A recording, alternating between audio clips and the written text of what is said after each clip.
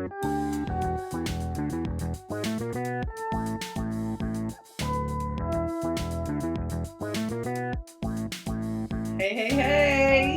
Hey, It's Jessica. Hey, Boo. How you doing? It's Jessica and her wig. We're both here.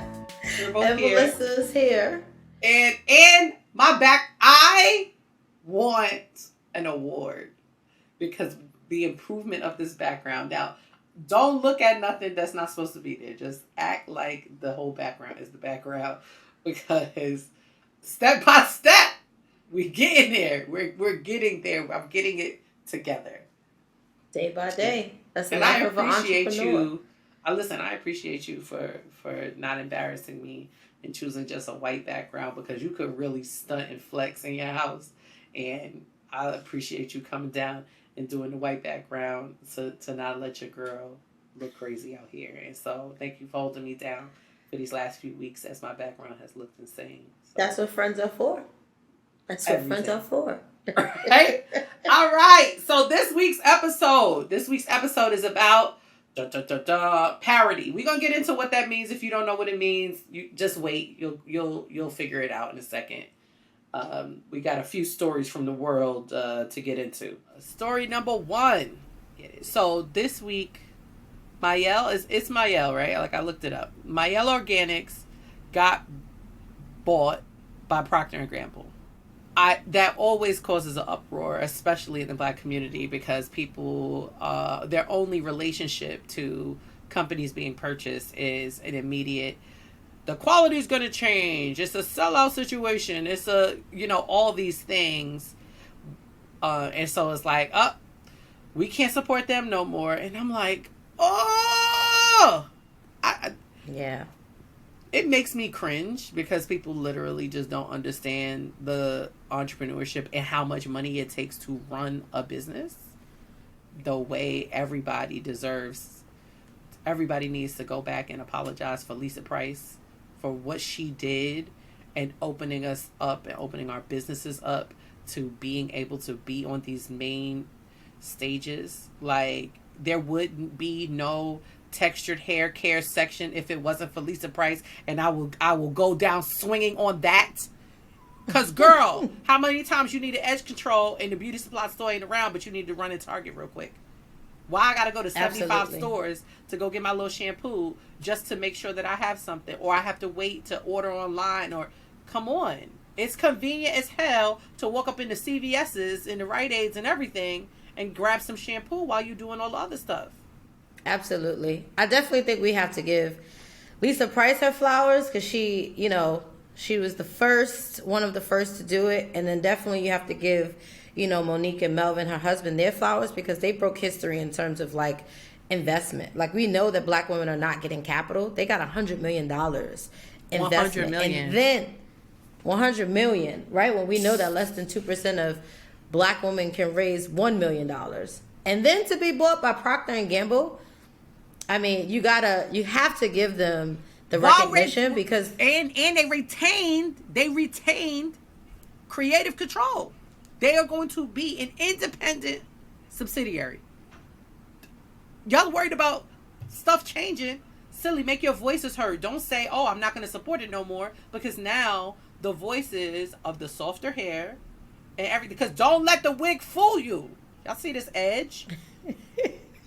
But when the sisters with the softer hair go through it, they start writing their emails like, "Hey, I actually need this in my shampoo," and all of that. When those voices get louder than ours, that's how the recipes change. Because they've been able to retain control. So how dare y'all go up on Beyonce internet talking badly, calling her a sellout? What? Piss me off. Even just sitting here, I'm thinking about Lisa Price, Monique and her husband, Rich with Shea Moisture. So we've had 3 founders show us that it could be done, and that have been bought by 3 major companies, right? So for me, I'm just like, that puts fire under me. You can't tell me that it's not possible because we saw that. We see it, right? And like, faith is believing before you see, but now I know that it's possible. So I'm like, you just got to keep going. Right? And it's just the importance of knowing your vision, I think, which is so important, and what that end looks like.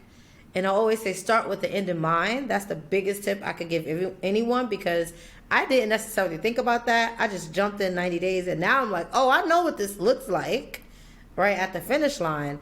So my energy is different. Even in year 10, because I've been open for 10 years, I have the same creative energy that I had 10 years ago, and I know a lot more now, and I'm going to make it fun. So we have to give them their flowers, and I'm like, it's just a blessing to be able to see it. Because sometimes when you're on this journey, you start teetering the line of like, can I really do this thing?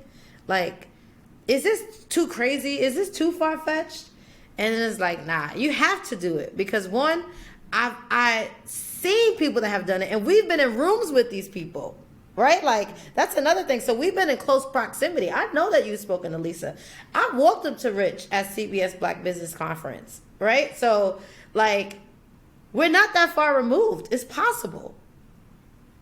But I think we got to talk about understanding entrepreneurship and what that really is, because this, just misinformation, right? And entrepreneurship is, how many times can I sell something over and over, right? How many times can I scale this? When you talk about scaling, how can we make this work nationally, globally, regionally? It's hard. And people always laugh because I'm obsessed with Chick-fil-A, right? And I think we've talked about that before. But Chick-fil-A is a great company to show, like, you're going to be greeted with my pleasure. I don't care what state you've been in, the way they operate that line, efficiency. Like, I've spent time in Chick-fil-A's drive-thru just asking questions. So, when we talk about entrepreneurship, and there is something to be said about family-owned businesses, right? Like, if you want to pass it down to generations, there's something to be said about businesses that you want to grow, scale, and sell. And you know what? I want to, we have it as our third story, but I think we should move it to right now, because I think this is a perfect segue into it on, specifically Black entrepreneurship is about a little bit more than just capitalism, right? And there's actually this, your girl love articles. I'm a dork. It's in the Harvard Business Review. And it's about how 20th century Black leaders envisioned a world of entrepreneurship as more than just capitalism. And I think the quote that kind of stuck out for me the most was, as they studied the owners and the executives of these companies, they noticed a pattern in their management philosophies and actions that showed a love for community that just loomed and permeated through their business. I would love for everybody, we're going to put the link in the bio to read the article and everything, to really understand how entrepreneurship a lot of times can be a pathway for us to impact our communities. Not just in this, like, capitalist, like, the Elon Musk, it's me and forget all of y'all, or how we see these, like, head billionaires that don't care about nobody, don't care about the workers, that's trying to crush the union, and and crush the union, not because, and I don't want to say crush, well, I'm gonna say crush for them, but I think there are other times that that may come up in even smaller businesses where it's about how we most effectively, like, reach our employees. And not just this idea of, like, no, I don't care about y'all, work for me, make me money, whatever. And a lot of Black businesses, it's like, we want to do this, one, to take care of our families personally, but also to positively impact our communities. I know when I walk into business, like conventions and stuff like that, that I'm always meeting entrepreneurs, and especially Black women entrepreneurs, which the article definitely gets into, how much the idea of, like, I need to have a positive impact on my community comes up. And so when I pair that with the opportunity for someone to get $100 million investment into their business, I think of how they can impact their community. She already, with the $100 million, right? There's already a setup for a foundation. And not, and a lot of these times, it's not just for, like, to placate. Sometimes that happens, but especially in our communities, we really be out here doing it. Like, when I talk to these, it's a difference. You can walk into the rooms. Like, a lot of the times it's just like, oh, I want to write a check just to get this right off of my taxes. When I talk to black women and black men entrepreneurs, black male entrepreneurs, I'm like, they are passionate about changing their community and impacting their community for the most part. Like, I really have not met a lot of just like stingy. I don't, that is so rare.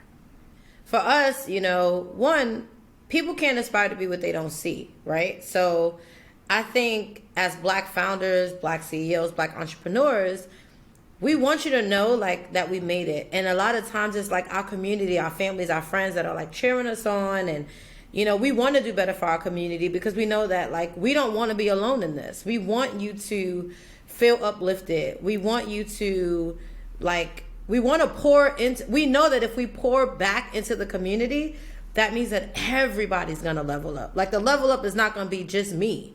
And I think that's so important. I'm even, as we're sitting here thinking, I'm thinking about, like, the things that I've done with no money, right? Like, I wasn't making money like that, but I took, the little bit of profit I had or whatever I had. I was like, yo, we're going to do a barbecue, right? We're going to do a back to school drive. Like, I think that's the beauty in entrepreneurship, particularly with black founders, is that we do the most with less.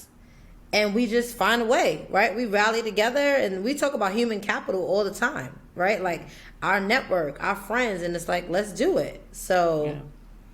And it's important. And I think it's really important to be critical of the structures, because it is about more than just capitalism and pushing capitalism forward, right? Like, a lot of the times we've been very powerless in changing the systems that are in front of us. And there's going to be some of us that got to do this business thing to fuel and power. Like, we're recording today on Martin Luther King Day, and it's really important to ground a lot of what his work was about in how he felt about the financial health of our community as well, right? Sometimes, yes, very, like, it can be anti-capitalist because it has to be, because there is a lot more humanness that needs to go into this capitalist structure, right? Like, not to get too deep on it, right? This is the part where you would, like, take the Dr. Umar with the eyes and, like, the jet out, right? Because I'm saying, what I'm trying to say is, no, but truly, I think I think black entrepreneurs, especially that are here now, we have an opportunity to really transition and break what our businesses, break into what our business can do for the community, and to break what the structures are that keep us in this state. We're going to talk about parity. And I'm so excited to have this conversation with none other than my friend, but also a founder and successful businesswoman in her own right. It feels so good to be and a new wig owner. Please put that in your speech when you talk about me, because I have never had so much joy in my life like I've had trying on wigs. Short wigs, long wigs, curly wigs, straight wigs. I am having so much fun, and I am so upset that it took me to get to this big age to explore wigs, but we are here nonetheless and looking great. So parity is a very, very, very important subject, right? Like, I think we talk about entrepreneurship so much, but what is the reality of entrepreneurship? The reality is, unless you trip up and find a bag of money that can support your own personal lifestyle and whatever dips and dabs that your business creates, you most likely gonna have a job, or you gonna be coming from working a job and transitioning into your business. And when you start your business, you're going to have to develop systems to ensure that you have parity. So what is parity? Melissa can read better than me, so we are going to give her the state in the definition. Why, thank you. Parity, the state or condition of being equal, especially regarding status or pay. I'm going to talk about my little engagement with parity, right? Because everybody's always talking with entrepreneurship like, oh, I'm working somewhere, I don't feel like I'm being fairly paid, I'm about to leave my job. And yes, but, or yes, and is the negotiation you have to do in business, with your customers, with your vendors, whatever, requires you to face tough things and push through them, rather than saying, oh, you can't always sometimes you have to shut down and try a different way, but you can't always run to that. And I know something that really powered me with my negotiating skills was my experience with Parity when I was working at DHS. So right when I started Harlem Chocolate Factory, I got a job at the Department of Homeless Services, and my job was paying me $25,000 less than what they offered me at the interview when I signed up. When I started on my first day. Wild. And when they said it, like when I was signing on my documents, I was like, oh, the pay number is off on this document. It was several life lessons. Don't sign the paper if the number ain't right. That was my lesson.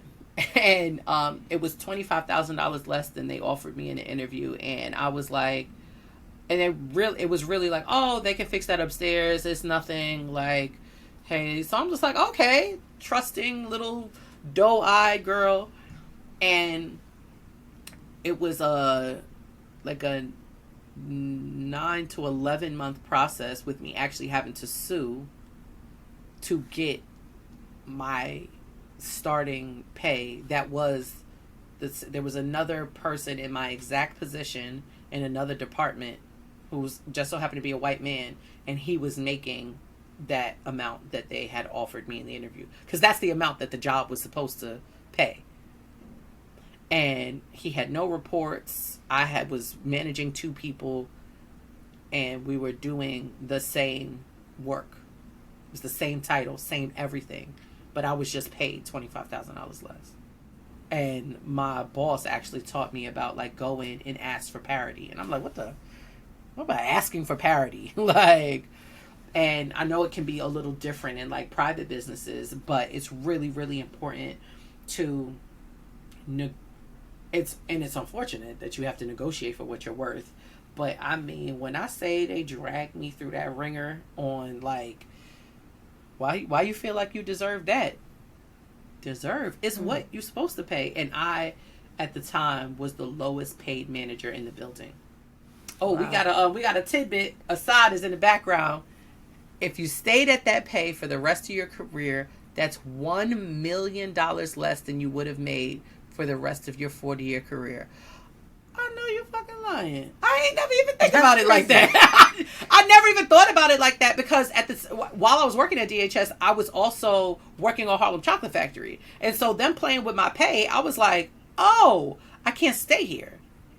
Because if I have to negotiate with you for the amount of money that you're supposed to pay me, I was actually thinking I needed a raise for what I was doing. Like, because I'm doing mad work, actually. Like, y'all, I'm doing so much work. I can't stay here. Like, there's no way. And I have this, I thought it was like a little sign from God, but the idea that if I just would have been nervous, which, like, people were. Like, when I started talking to other women around, whatever, like, they have been paid, I'm like, oh, girl, that's not even. Yeah. And it's so crazy how we're locked out of even what that process looks like to ask for what we deserve. And when you're fighting for what you deserve, you can't even ask for what you feel like you're worth. Yeah, and wow. I'm just like, the $1 million less is wild. The $1 million less is wild. I want, because this comes up a lot in conversation, I want women particularly to feel comfortable about speaking about money, and asking for what they need. And I think sometimes it's a little off-putting when I'm having conversations with people, because I'm like, yeah, I'm about to do this, and I need to raise this, and $500,000 could get me here. And people are looking like, I remember I said I was going to raise $1 million, and people were like, what? Like, are you? And I was like, people are raising this every day, right? But not even coming to market. So it's interesting, and hearing those conversations, and I'm glad that we're having these conversations to shift the narrative. I'm a firm believer in asking for what you want, showing up, negotiating. I think definitely in entrepreneurship, you learn that superpower, because particularly being a Black woman, people will try to play with you. All the time. Right? And you're like, wait a minute, and I'm just like, okay, no problem. But you have to have a plan, right? And I think about my grandma, she says, have a plan and work your plan. So I definitely think, to someone listening that is being underpaid or feeling undervalued, I think you should definitely have a conversation with your direct report or your supervisor or manager. And I think when you have these conversations, you want to show how you're impacting the company, right? So know those numbers. If you've driven sales or directly increased the bottom line, pull up those, examples. Because even for me as a business owner, I'm always looking for, how can someone impact this company and be better? I've recently learned, I'm not trying to pay the least amount of money to get the most amount of work, because the good people actually do cost, right? They come at a higher price point. But if you're in the business and you're showing how you have driven results, put it out there and, listen to that feedback. And if that manager or that leader doesn't say you know what, I'm definitely going to see how we can, figure out some type of bonus, or if it's a pay increase, or, negotiate. If you want to go to a 4-day work week, right? Whatever you want, be clear on what you want and intentional, write that down, and then bring it to them. And if they don't value that, it's time to start looking for someone else, because there's somebody else out there that could use your skill set and everything that you do in your warehouse that's willing to pay you what you deserve. I think as a manager, I would react to someone, asking for more pay. I love that, right? I'm all about tell me how we can make this better. Tell me how you have not only, I always say how has it impacted the company, the community, and the staff, right? If you could tell me how you've made the staff's life easier, you've increased our bottom line and made the clients happy, we're good, right? And we'll figure out a way. I do give random bonuses sometimes. We do have bonus structures. Last year was so insightful for us because we started looking at the pay structure for our staff, right? And we set up a fair pay model. We started looking at mental health, the work week, how are people getting paid, compensation and tips, mental health swap days, all of these things, because, I thought about me as a business owner and everything that I sacrificed in opening the Bark Shop, and the pandemic actually got me to slow down. I remember speaking with Jess, and I was like, yo, we're gonna be shut down. I actually can use this time to think about all the things that I wanted to create it in the company, and I'm gonna just go for it. And she's like, what? And I'm like, yeah, I'm gonna watch a little bit of Netflix, but then after that, I am going ham on all the ideas I had in my notes to bring it to fruition. So, and it's hard when you talk about that transition from going from contractors to employees and payroll expenses. And I had to sit down with my CFO, and we really looked at the numbers, and we're like, okay, what would it take for us to get here? But what I realized is that my staff was happier, which in turn allowed us to provide better service. The culture of our store, I even had the exterminator the other day say, oh yeah, well, something else I want to tell you. And I was like, oh, what? And he's been with us for 8 of the 10 years we've been open. And he was like, I just want to tell you, and being in the store when we were doing the extermination, your staff is so happy, and I can see how well they work together, and they actually love being at work. So I was like, wow, thank you so much. And we had our weekly staff meeting first week in January, and that's something that I shared, right? I didn't say who specifically gave us the feedback, but seeing the team and being on the ground and willing to do that work. There's no I in team in my company, and I love that. And I scaled to 26, and then we scaled back to 10, right? And that was a painful learning lesson. But being able to come back in the company, rebuild the company, because there's something to be said about somebody who like could almost feel like they're losing everything, and then rebuild it, and then make this great thing. And now we're looking at, like, as we grow and scale and open more stores, we want to continue to build the brand of, like, people want to work for us. So thank you for coming to my TED Talk. Yeah. You're nuts. So Jess, like, I want to know about your experience as a manager and reacting to someone asking for more pay. You know what? We had this happen before, and it was I wish you would have asked sooner, because I think there's a big difference between, like, even a small business and a micro business. Like, when you're going through this process, and I think you need to be aware of the process depending on what size of business you're in, right? The bigger the structures, the more veils you might have to, like, knock through to get it, right? Your direct manager might be a psychopath or whatever, and there are other people, and don't be afraid of, like, kicking up some dust to gather some attention around this thing that needs immediate attention, right? Like, I want to stay here and do my job, but I can't do it unless I'm paid at this rate.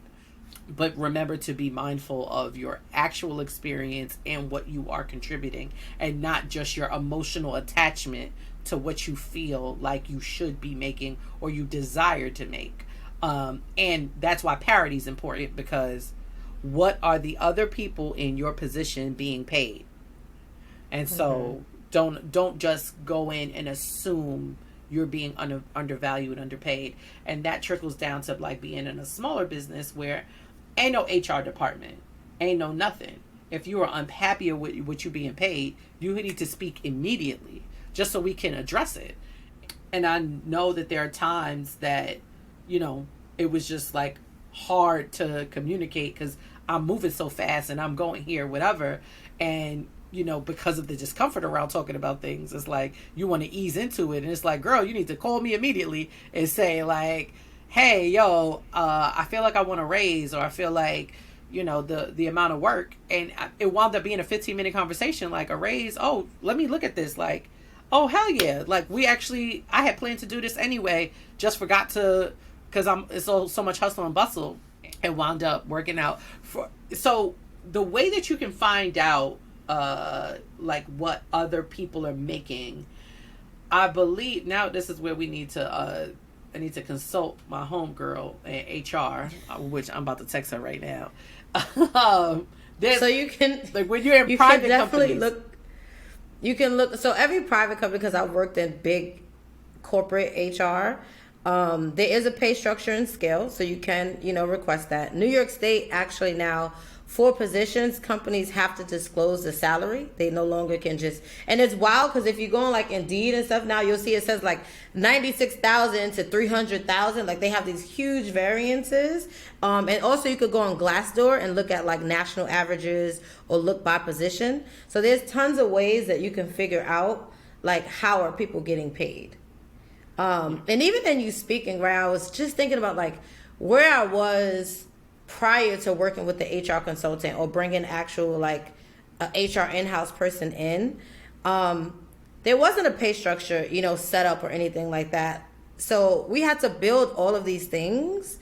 And, like, if you're a small business listening, like, don't feel intimidated, because I think that's an entrepreneur's superpower, is, like, how quick we have to adapt and, like, learn. Like, we go to business school, like, in 24 hours sometimes. It's like, damn, that just hit me. But all right, let's take it and apply, So if you don't understand the pay structures or things like that, like, that's okay, right? Like, if you can't afford an HR consultant, Jess was like, oh, let me hit on my homegirl, right? No. So, like, digging into your network, because sometimes you don't have the money. Like, I did not have the money to pay for an HR consultant, or, like, and it was even wild, like, okay, I'm taking my profits and I'm reinvesting back in my people, right? And a lot of people, especially when you speak to people in HR consultants, they're like, we're so happy that, you're doing this, because so many people don't see the value in HR, or like, I don't care about them people, you know. And it's like, no, like, people are the most important element of your business. Like,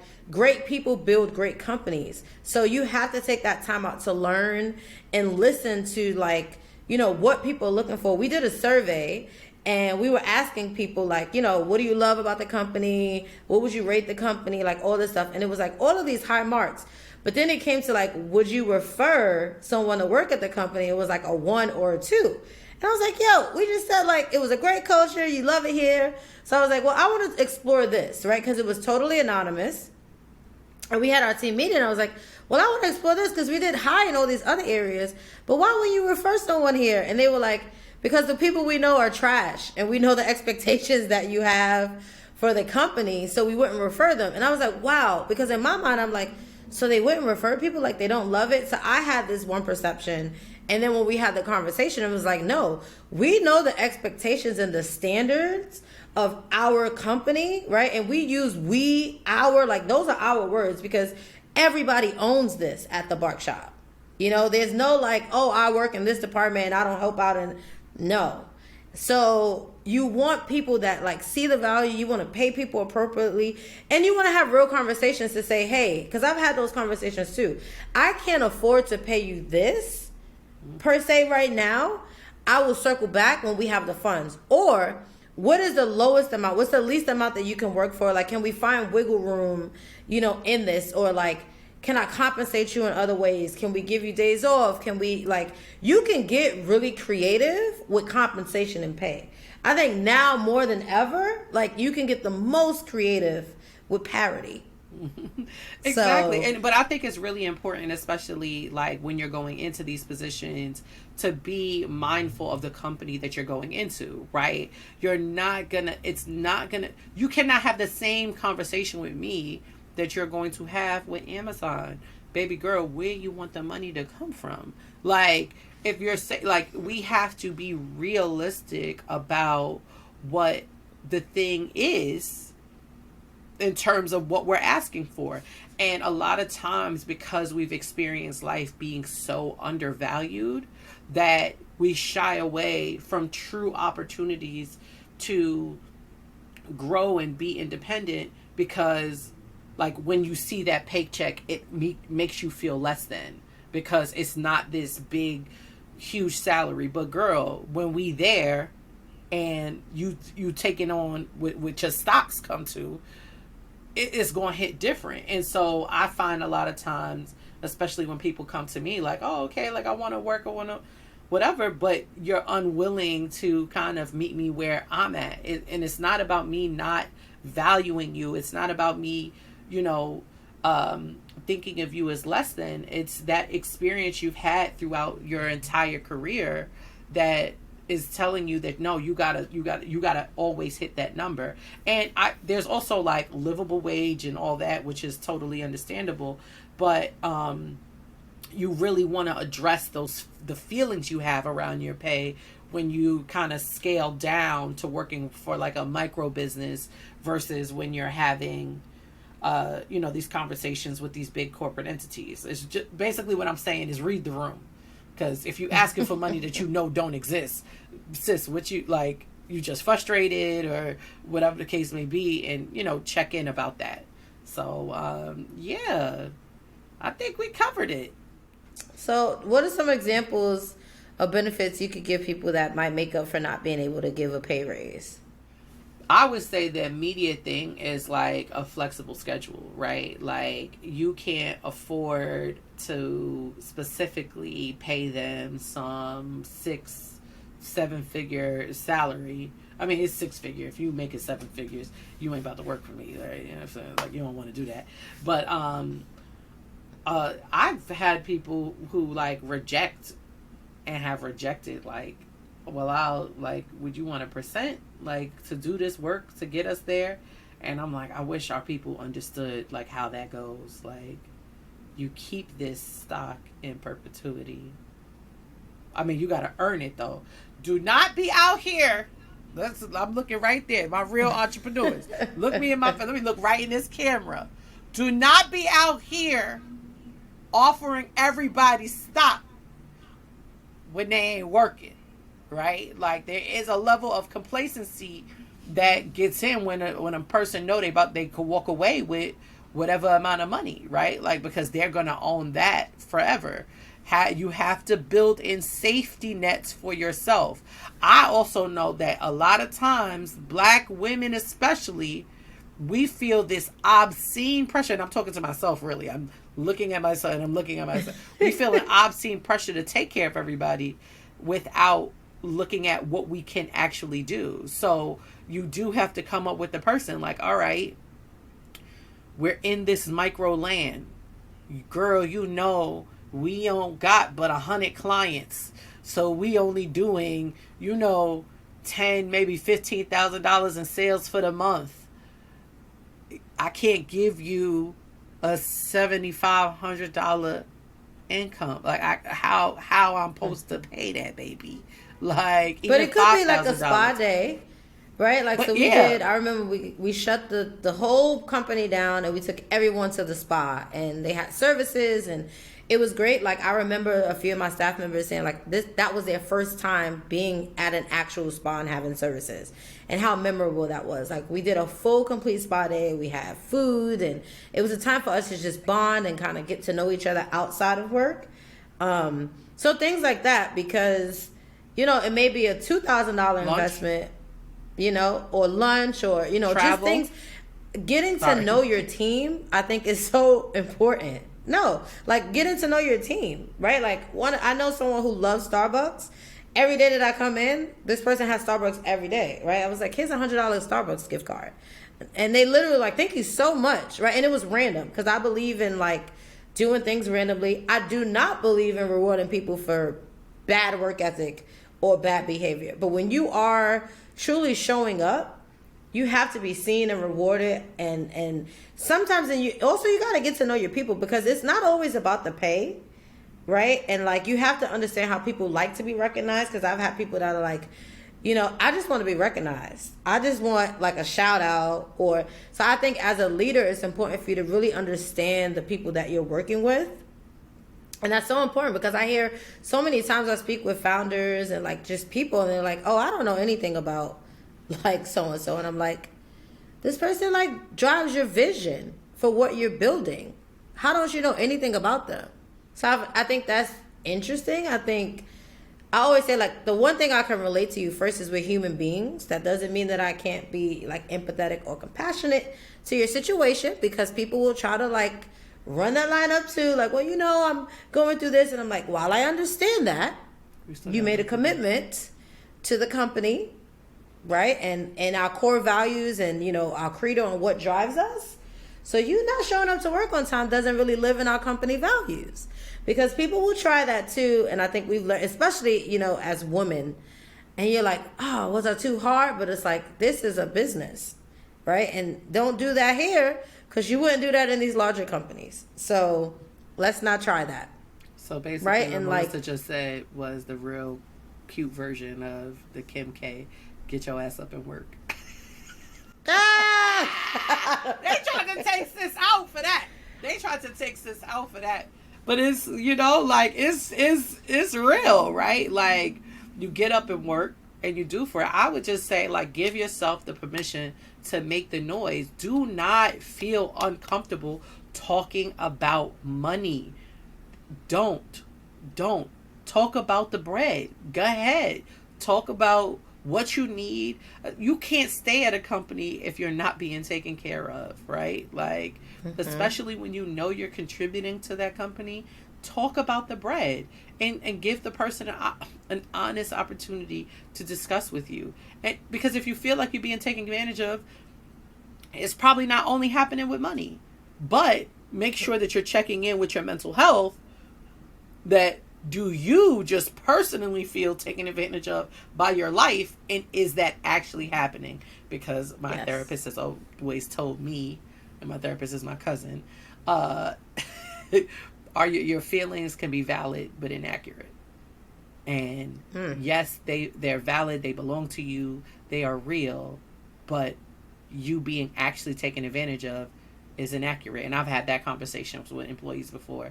Like, I don't know where you want the money to come from, because you're asking me for a 6-figure plus salary, and I ain't got that, sis. So here we are. Oh yeah. Like, and that, but don't be afraid to make the waves.